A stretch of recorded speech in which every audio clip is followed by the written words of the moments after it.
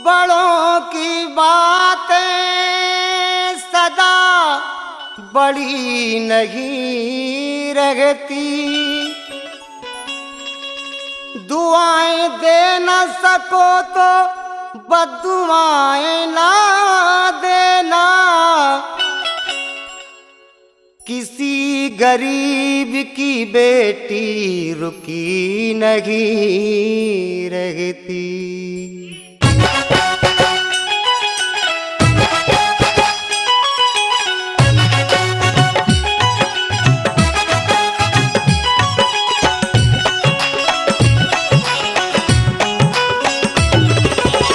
समधन धनवान हुई बहू में बेटी पाके, समधन धनवान हुई बहू में बेटी पाके, समधन धनवान हुई बहू में बेटी पाके, समधन धनवान हुई बहू में बेटी पाके।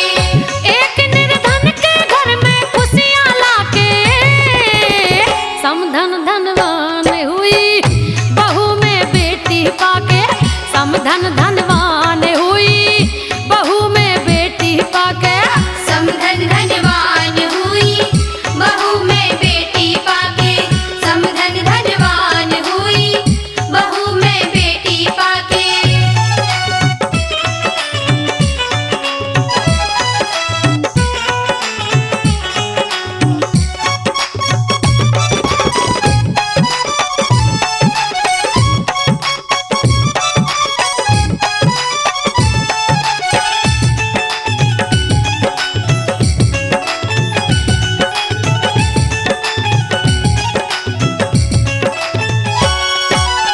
अब देखो जैसी एक जे सास है, बताओ तना एक गरीब की बेटी को कितने अच्छे से अपना रही हैं। तो कोई सासों है तो देखो,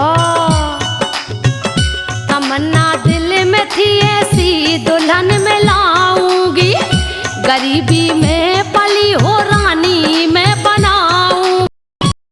सजी बारात आई बजने लगी शहनाई, सजी बारात आई बजने लगी शहनाई, पिता और माता के आंसुओं से आंखें भर आई, पिता और माता के आंसुओं से आंखें भर आई।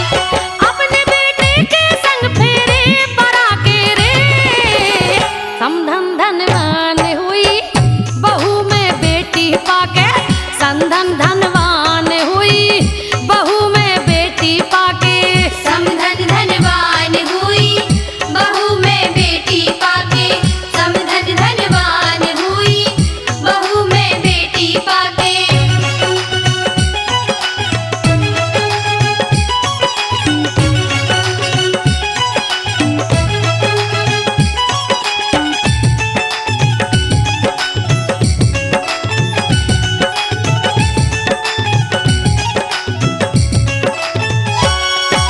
तो देखिए जब बेटी अपनी माँ के घर से ससुराल जाती है तो उस माँ से पूछिए कि उसके दिल में क्या गुजरती है। रोती और बिलखती है कि आज मेरी बेटी ससुराल चली, छोड़ बाबुल के घर को बेटी ससुराल चली, लोक और लाज लिए मुख पे घूंघट डाल चली। किया है नेग सासु आरती उतारी है, किया है नेग सासु आरती उतारी है, आज से एक बेटी तू सदा हमारी है, आज से एक बेटी तू सदा हमारी है। बहू रानी को कलेजे में लगा के रे, समधन धनवान हुई बहू में बेटी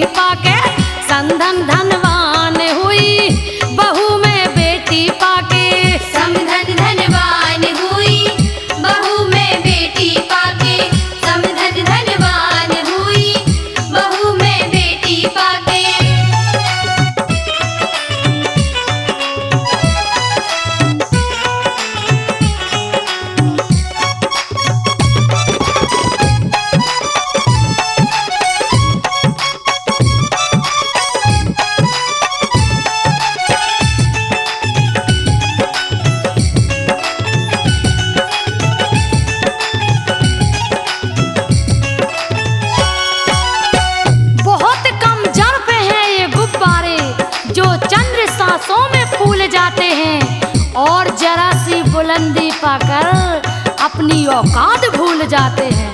तो सुनो, बहुत कम लोग होते हैं सुनो जमाने में, कसर रखते नहीं दहेज के मंगाने में। जो धन के लोभी है रिश्ता चलाना क्या जाने, जो धन के लोभी है रिश्ता चलाना क्या जाने, सात फेरों का बंधन वो निभाना क्या जाने, सात फेरों का बंधन वो निभाना क्या जाने।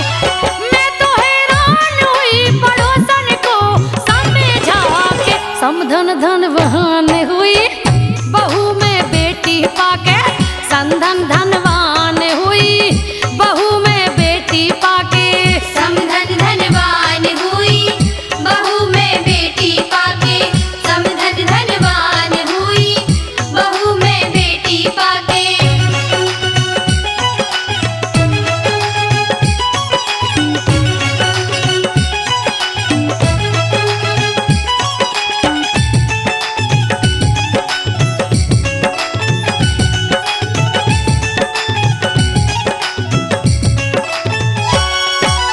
और देखिए, दुनिया में ऐसे ऐसे लोग हैं जो दहेज के खातिर बहुओं को कहीं फांसी में लटका देते हैं तो कहीं आगी से जला देते हैं।